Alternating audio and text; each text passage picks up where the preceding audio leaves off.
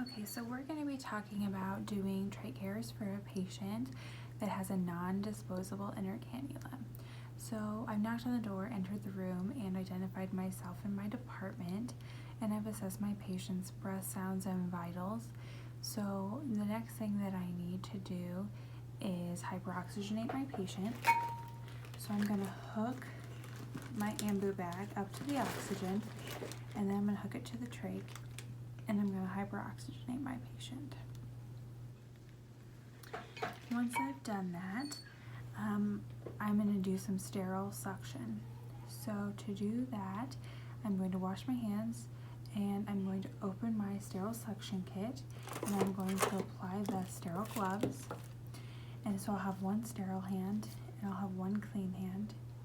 And then using the clean hand, I'm going to hook my suction catheter up to the wall suction at -120 to -150 for an adult. And I'm going to use my sterile hand, and I'm going to hold the end of the catheter into the sterile saline, and I'm going to occlude the thumb port so that I can make sure that the suction's working properly.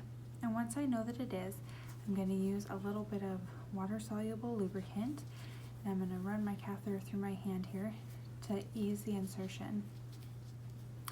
And then I'm going to insert the catheter into the trach until the patient coughs, at which point I'll occlude the thumb port and suction on the way out. Then I will go ahead and dispose of my suction catheter, change my gloves, wash my hands, and then it's going to be time for me to perform trach cares. So I'm going to open my trach cares kit and apply gloves, and then I'm going to make sure that my basin is filled with a hydrogen peroxide normal saline solution. And this patient, we're going to say, has an inner cannula that is not disposable. And so I'm going to go ahead and apply my drape to my patient, and I'm going to remove the inner cannula. And then using the pipe cleaners, I'm going to clean the inner cannula inside and out with that peroxide solution. And then I'm going to make sure that it's rinsed really well with normal saline, and then I can replace it back into the trach. And then what I need to do is discard of the old dressing. And then I'm going to use Q-tips that have been soaked in that hydrogen peroxide solution, and I'm going to clean the outer area, and then one time and dispose of it. So each swipe, dispose, and get a new clean one. And then what I need to do is reapply the gauze dressing. And so it's already pre-cut for the trach.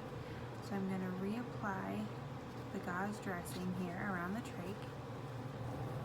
And then I'm going to dispose of this old trach tie, and I'm going to replace it with a new one. And then I need to reassess my patient. I need to make sure that my patient's